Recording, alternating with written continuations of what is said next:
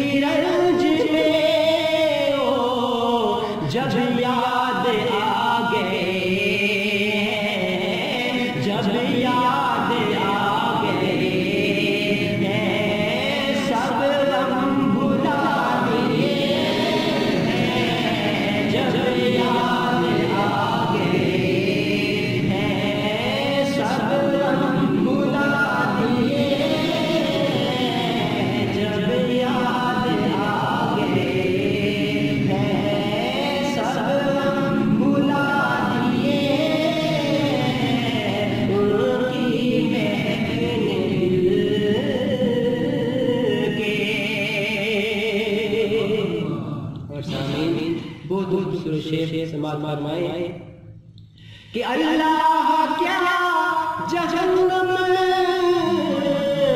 اب بھی نہ سرد ہوگا، اللہ کیا جہنم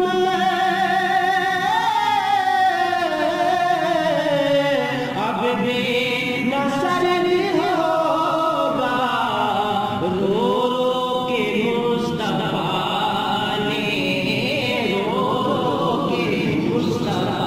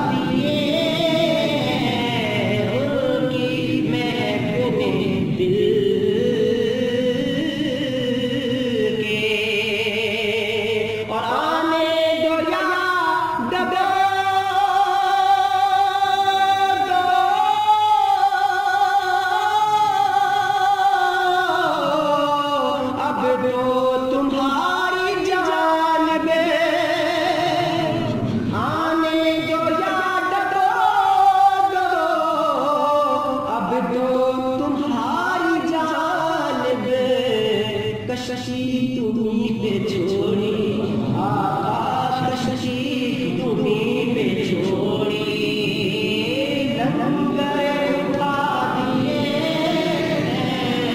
کشتی تمہیں پہ چھوڑی، لنگر اٹھا دیے، کشتی تمہیں پہ چھوڑی، لنگر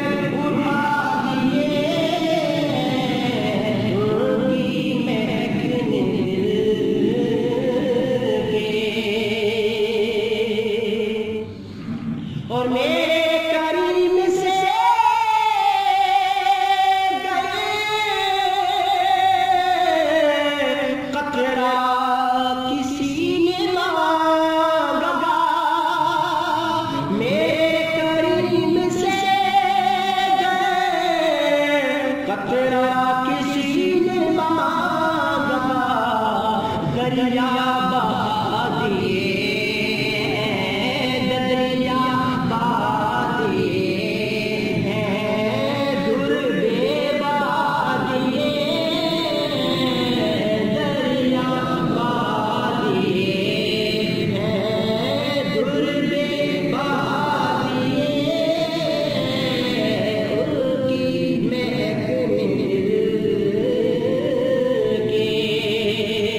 اور ملک سخن کی شاعری تجھ کو رضا مسلم، کتنا بڑا کام ہے، اور فرماتے ہیں کہ ملک سخن کی شاعری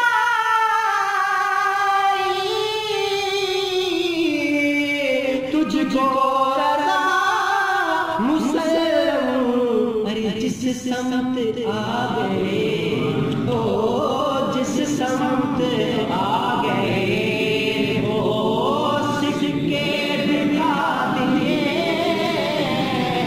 جس سمت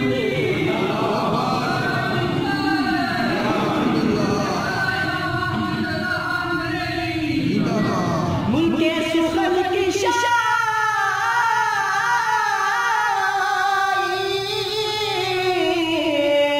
تجھ کو رضا مسلم،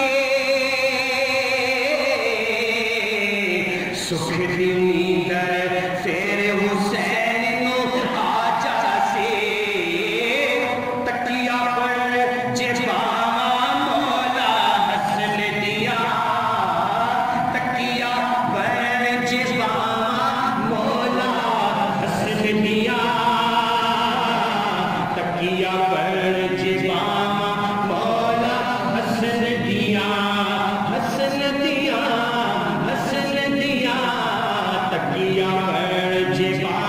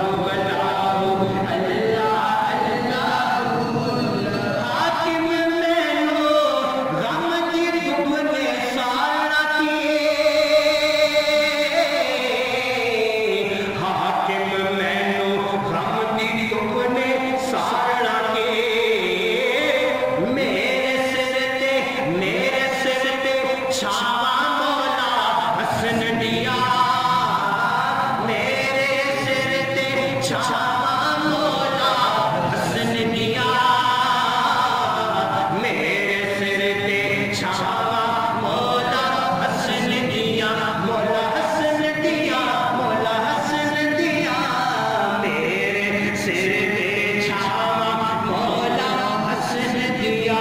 बोलो अल्लाह अल्लाह अल्लाह अल्लाह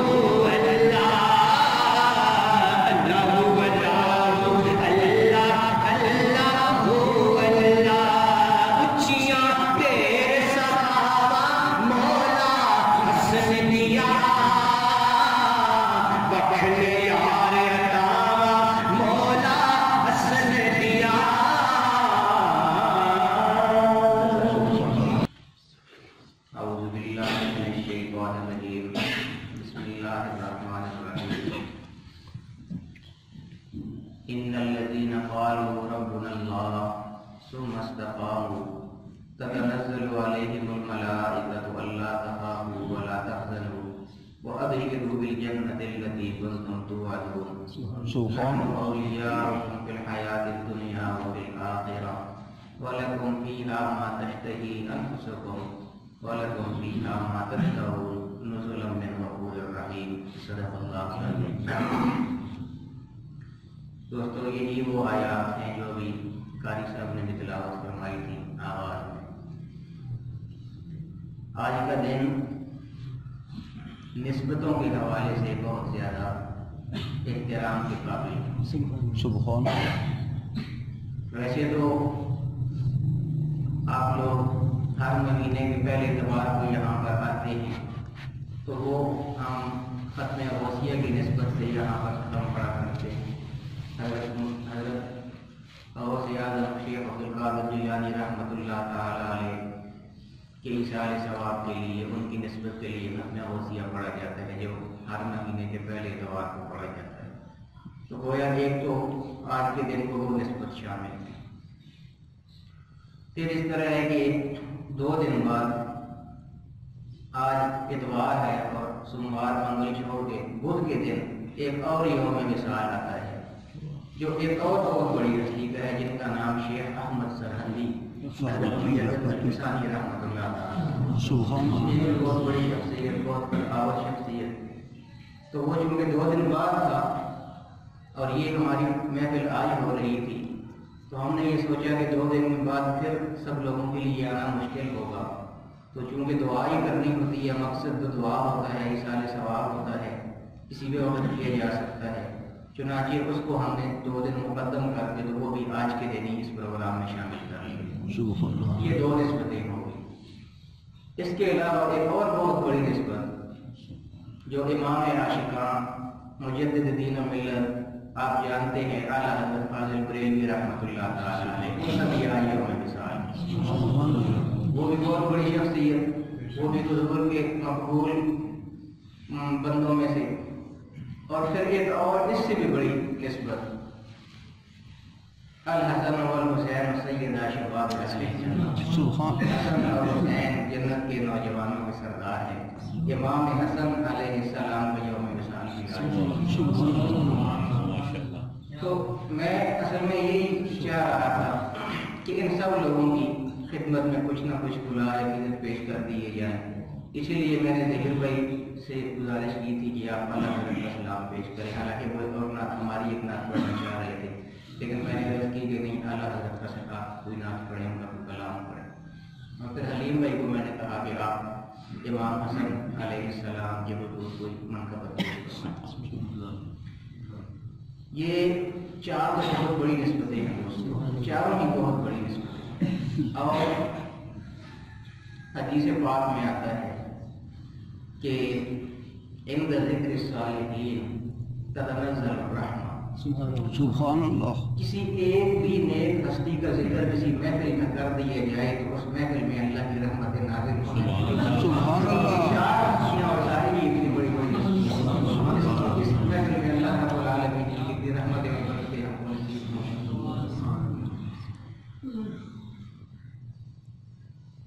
जैसा कि अभी हलीम भाई पढ़ रहे थे, एक शेर में इशारा इस तरफ था कि इमाम हसन अलैहिस्सलाम वो तो जो उनके मकामात हैं वो तो हैं, सबको मालूम है। हज़रत साहब भी आपको बताते रहते हैं, پھر اہل بیت میں سے ان کی اور کوئی اور ان کی بڑائی بیان کی جائے یا نہ کی جائے، صرف اتنا ہی کافی ہے کہ وہ اہل بیت میں سے ہیں، یہی ایک ان کی بہت بڑی نسبت ہے۔ لیکن وہ جس طرح حلیم بھائی شعر میں پڑھ رہے تھے تو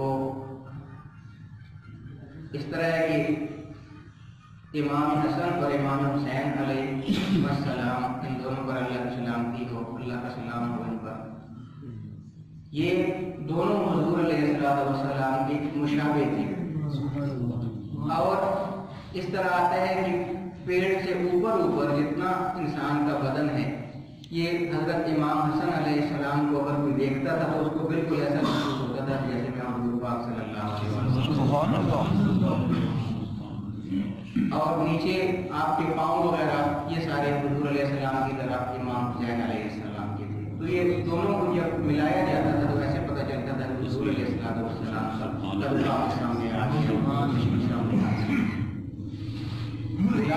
یہ بہت بڑی ہستیاں ہیں، بہت بڑی شخصیات ہیں، اور حضور غوث اعظم سیدنا شیخ عبد القادر جیلانی رحمۃ اللہ تعالیٰ علیہ، وہ بھی آپ جانتے ہیں کہ کتنی بڑی شخصیت ہے۔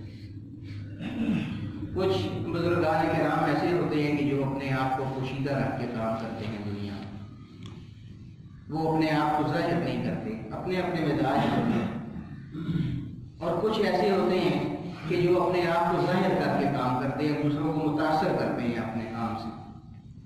یہ سیدنا شیخ عبد القادر جیلانی رحمۃ اللہ تعالیٰ علیہ، غوث اعظم، غوث پاک، یہ بھی ایسی شخصیات ہیں کہ جنہوں نے اپنے کمالات کو ظاہر کر کے لوگوں کو متاثر کیا، سبحان اللہ، اور اس طرح متاثر کیا تھا کہ ان کے جو یہ بیان کیا کرتے تھے، جو یہ واعظ کیا کرتے تھے، جو یہ درس دیا کرتے تھے، اس میں اللہ رب العالمین نے ان کی زبان میں بہت زیادہ تاثیر رکھی۔ جب یہ واعظ کرتے تھے بہت دور دور سے لوگ اکٹھے ہو کے آ جاتے تھے ان کا واعظ سننے کے لیے، بہت دور دراز سے لوگ آتے تھے، تو ان کا بھی عجیب تعلق تھا اللہ رب العالمین کے ساتھ۔ ان لوگوں کا راز و نیاز کا بھی تعلق ہوتا ہے، ظاہر ہے یہ ساری شانیں اللہ رب العالمین خود ہی عطا فرماتا ہے۔ وہ فرماتے ہیں کہ میرے پاس بندے میرے ایسے قریب ہو جاتے ہیں کہ لئن سألنی لأعطینہ، اگر وہ مجھ سے کچھ چیز مانگ لے تو میں ہر حال میں ان کو عطا کرتا ہوں۔ سبحان اللہ، وَلَئِنِ اسْتَعَاذَنِي لَأُعِيذَنَّهُ، اور کسی بھی چیز کے حوالے سے وہ اگر مجھ سے پناہ طلب کریں تو میں ہر حال میں ان کو اس چیز سے دور رکھتا ہوں اور ان کو پناہ عطا فرماتا ہوں۔ یعنی اللہ رب العالمین خود یہ مہربانیاں فرماتا ہے اپنے بندوں پر۔ جو بندے اللہ رب العالمین کے ساتھ مخلص ہو کے تعلق قائم کر لیتے ہیں، پھر اللہ رب العالمین کی جانب سے بھی ان پر انعامات کی بارش ہوتی ہے۔ تو یہ ان کا بھی عجیب تعلق تھا اللہ رب العالمین کے ساتھ، راز و نیاز کا بھی بڑا عجیب تعلق تھا۔ درس دیتے تھے، بہت دور دور سے لوگ آتے تھے ان کا درس سننے کے لیے۔ ایک دفعہ ایسے ہوا کہ ان کا درس شروع تھا، بہت زیادہ لوگ تھے، بہت زیادہ ہجوم تھا، اور یہ بھی بہت خوبصورت انداز میں اپنا درس جاری رکھے ہوئے تھے غوث پاک۔ اتنے میں بارش ہوئی، اب کھلی جگہ سے جب بارش شروع ہوتی ہے تو لوگ ادھر ادھر بھاگنا شروع ہو جاتے ہیں، تتر بتر ہو جاتے ہیں۔ ان کے درس سے لوگوں نے اٹھنا شروع کر دیا اور ادھر ادھر بھاگنا شروع کر دیا۔ اب یہ پریشان ہوئے، ظاہر بات ہے کہ درس دے رہے تھے، سارے ذہن اس طرف تھا، جب دیکھا کہ لوگ سارے ادھر ادھر ہو رہے ہیں اور میرا درس جو ہے اس کو اثر نہیں ہو رہا، منتشر ہو رہے ہیں لوگ، تو بس وہ جو اللہ رب العالمین نے ان کو ایک کمال عطا فرمایا ہوتا ہے بزرگوں کو، اس خیال میں اوپر دیکھا آسمان کی طرف، اور بڑے عجیب انداز میں اللہ رب العالمین کو مخاطب کر کے فرمایا کہ ہاں میں انہیں لوگوں کو اٹھا کرنا تو وہ بارش برسا کے نسائے۔ سبحان اللہ، مورخین لکھتے ہیں کہ یوں ہی آپ نے یہ فرمایا، بارش یکسر رک گئی، تیز بارش یکسر رک گئی، اور سارے کے سارے لوگ ادھر ادھر جا رہے تھے، واپس آ کے آپ کی طرف آیا۔ سبحان اللہ۔ تو یہ اس طرح میں عرض کر رہا تھا کہ ان لوگوں نے اپنے آپ کو ظاہر کیا تھا، لوگوں کو منوایا تھا، اور اس حد تک منوایا تھا کہ اس حد تک کمال حاصل کیا تھا حضور غوث اعظم رضی اللہ تعالیٰ عنہ نے کہ خود فرماتے ہیں کہ اقلت شموس الاولین وشمسنا ابدا علی افق العلا لا تغربوا، پہلے جتنے بھی بڑے لوگ آئے ہیں بلا شبہ وہ بہت بڑے بڑے لوگ تھے، بہت بڑے بڑے ان کے کمالات تھے، بلکہ وہ بہت بڑے بڑے سورج تھے اپنے زمانوں کے، لیکن وہ سارے کے سارے آخر زمانے کے ساتھ غرور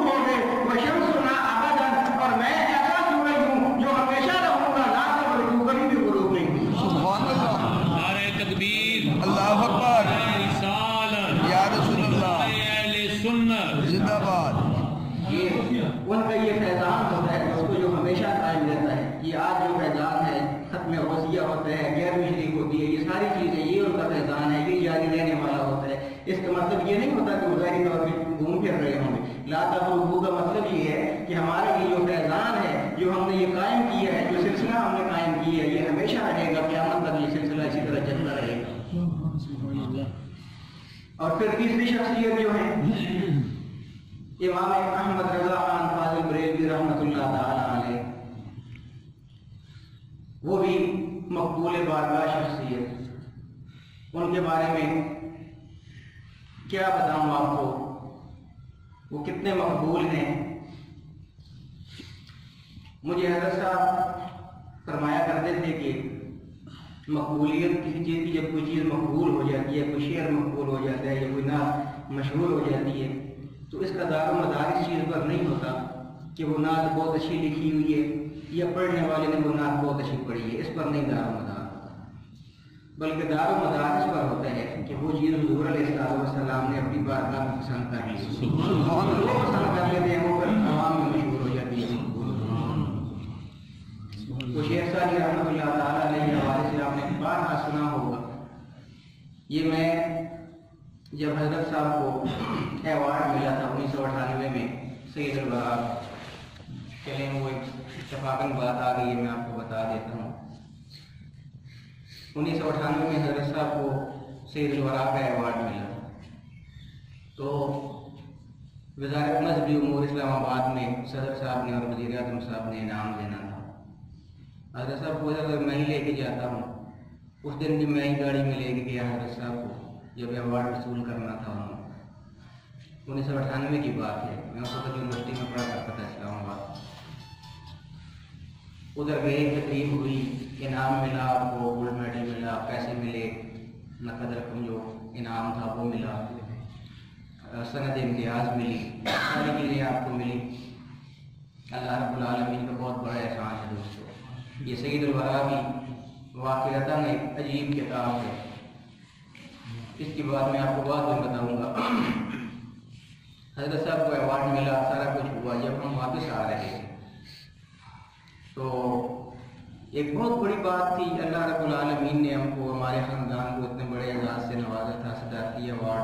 फिर ये है कि मैं आपको बताऊं कि बग़ैर किसी सिफारिश की ये सारा काम हुआ था। हमने कोई सिफारिश इसके लिए नहीं की थी, किसी से रब्ता नहीं किया था, ये अल्लाह रब्बुल आलमीन की जानिब से सारे काम हुए थे। खुद ही वो किताब दर्जा बदर्जा आगे जाती रही, मुकाबले में शामिल होती रही और इनाम हासिल करती रही। तो बहुत खुशी की बात थी। वापसी पे गाड़ी में मैंने हज़रत साहब से कहा कि अब्बा जी बहुत ज़्यादा खुश होंगे आप, बहुत बड़ा इनाम मिला है आपको। ज़ाहिर है हमारी अपनी सोच होती है, हमारी सोच कहाँ उन लोगों की सोचों को पहुँच सकती है, हम बहुत छोटे ज़हन के लोग होते हैं। तो मैंने कहा जी बहुत खुश होंगे आप, ये अवार्ड आपको मिला है, सदारती अवार्ड मिला है, सनद मिली है। तो मुझे कहते हैं हाँ खुश तो हूँ, वाकई ये बड़े एजाज़ की बात है, लेकिन खुशी मुझे इस बात की नहीं है। फिर मुझे उन्होंने वो शेख सादी वाला वाक़या सुनाया। अब देखें ना तरबियत भी बड़े लोग कैसे करते हैं। उन्होंने मुझे कहा कि वो शेख सादी ने एक मशहूर किस्सा लिखा था ना, आप सब जानते हैं, कितना मशहूर है। आप ये मज़े की बात देखेंगे है अरबी में, हम सब में से किसी को अरबी नहीं आती, लेकिन ये शेर हर एक को याद है, बच्चे बच्चे को याद है।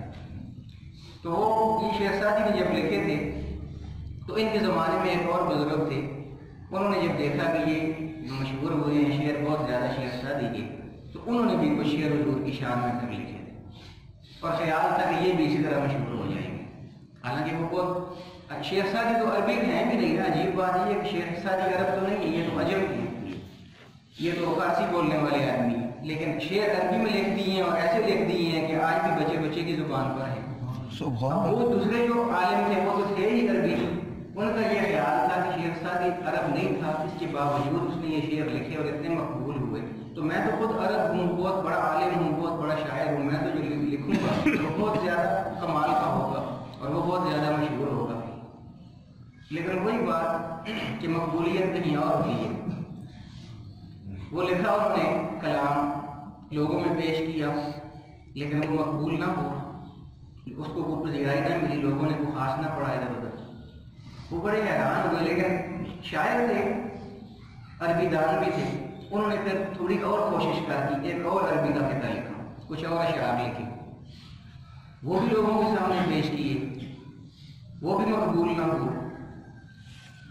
یہ حیران کہ کیا وجہ ہے، ان سے زیادہ اچھا لکھ رہا ہوں، ان سے زیادہ علمی طور پر بھی مضبوط ہیں، شاعری کے حوالے سے بھی مضبوط ہیں، تو کیا وجہ ہے مقبولیت کیوں نہیں حاصل ہو رہی؟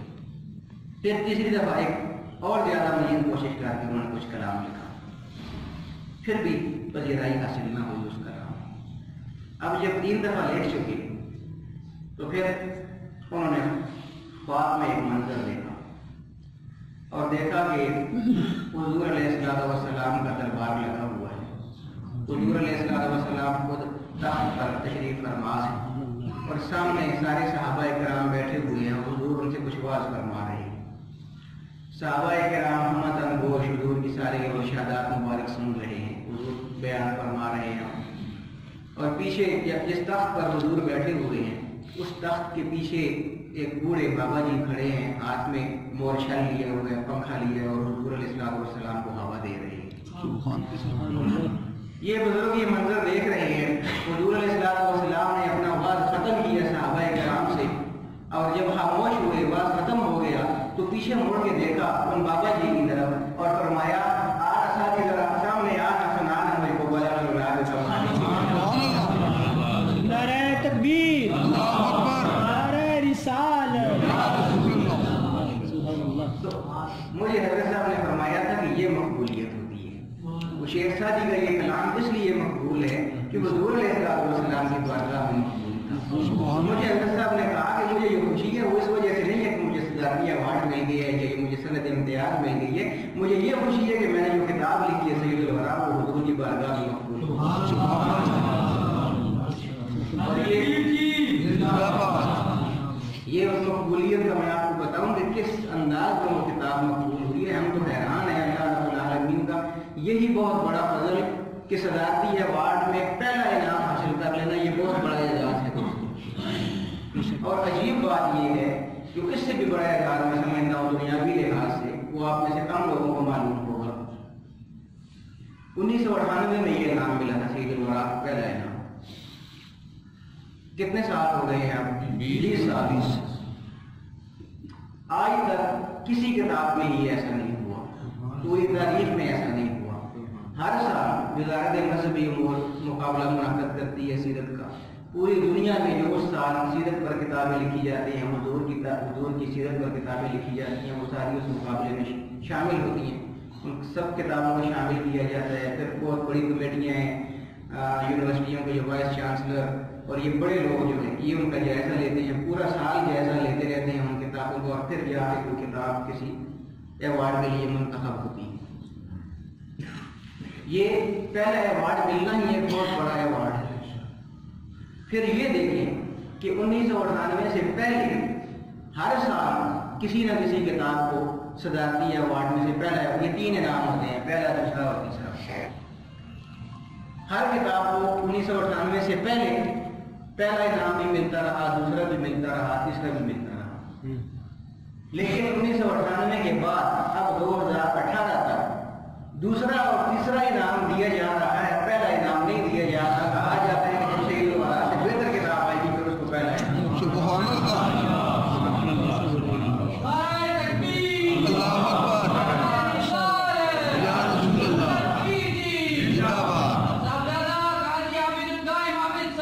زندہ باد. اب یہ کوئی معمولی ایوارڈ نہیں ہے دوستوں، حقیقتاً بہت بڑا اعزاز ہے. یہ 20 سال تک اس کتاب نے اپنے اس مقام کو برقرار رکھا ہوا ہے. تو یہ وہی بات ہے کہ حضور علیہ السلام کی بارگاہ میں جو چیزیں مقبول ہو جاتی ہیں وہ پھر دنیا میں بھی مقبول ہو جاتی ہیں. بے شک. اور اب ایک اور مزے کی بات آپ کو بتاؤں سید الورا کے حوالے سے کہ ایک اور سیرت کی کتاب ہے جس کو ایوارڈ ملا ہوا ہے صدارتی، اور وہ ہے بھی سعودی عرب کی، وہاں سے چھپی ہوئی ہے. اس کا نام ہے الرحیق المختوم. وہ بھی بلا شبہ بہت عمدہ کتاب ہے. اب ان 2 کتابوں کا آپس میں مقابلہ شروع ہو چکا ہے کہ ان دونوں کتابوں میں سے بہتر کون سی کتاب ہے. دونوں سے زیادہ یہ بڑی یافتہ کتاب ہے. اور اس پر ایک ساتھی ہیں ہمارے، وہ اب یونیورسٹی میں PhD کر رہے ہیں، اور ان کا موضوع ہی یہ ہے کہ الرحیق المختوم اور سید الورا میں سے زیادہ بہتر کتاب کون سی ہے، اور انہوں نے یہ ثابت کرنا ہے کہ سب سے بہتر کتاب سید الورا ہے. یہ ایک اور بہت بڑا اعزاز ہوگا انشاءاللہ، اللہ رب العالمین ہمیں عطا فرمائے گا. تو یہ کچھ جلگیاں تھی ان بڑے لوگوں کی. اللہ رب العالمین ہم سب کو ان کے نقش قدم پر چلنے کی توفیق عطا فرمائے گا. سب کی حاضری اپنی بارگاہ میں قبول فرمائے. یا الہی آمين.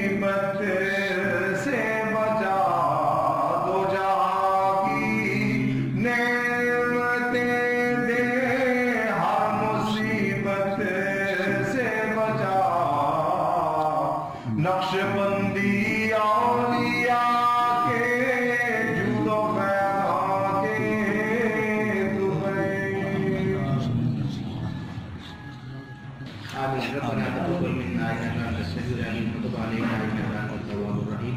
رب العالمین ہماری یہ آج کی محفل اپنی بارگاہ میں قبول منظور فرمائے. آمین. رب العالمین جو کچھ بھی پڑھا گیا ہے یہاں پر قرآن شریف کے حوالے سے یہ باقی دیگر ذکر اذکار ہوئے ہیں رب العالمین سب اپنی بارگاہ میں قبول فرمائے. آمین. رب العالمین یہ نیک ہستیوں کو تذکرے کیے ہیں رب العالمین کی برکات ہم کو نصیب فرمائیے.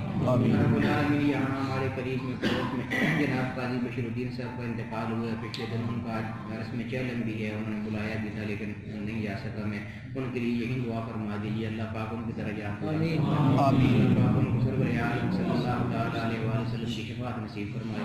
آمین. رسول علیہ الصلوۃ والسلام کی شفاعت کے صدقے اللہ پاک ان کو جنت الفردوس میں داخلہ نصیب فرمائے. بہترین مقامات اللہ پاک نصیب فرمائے. نیک لوگوں کی توجہات اللہ پاک ہم سب کو نصیب فرمائے. آمین. سب کو اللہ پاک کو جہاں کی عزتیں اور کامیابیاں نصیب فرمائے. آمین. اور جہاں کی عزت رسوائی سے اللہ پاک ہمیشہ کے لیے ہم سب کو محفوظ فرمائے. آمین. صلی اللہ تعالیٰ علیہ خیر خلقہ سیدنا و مولانا محمد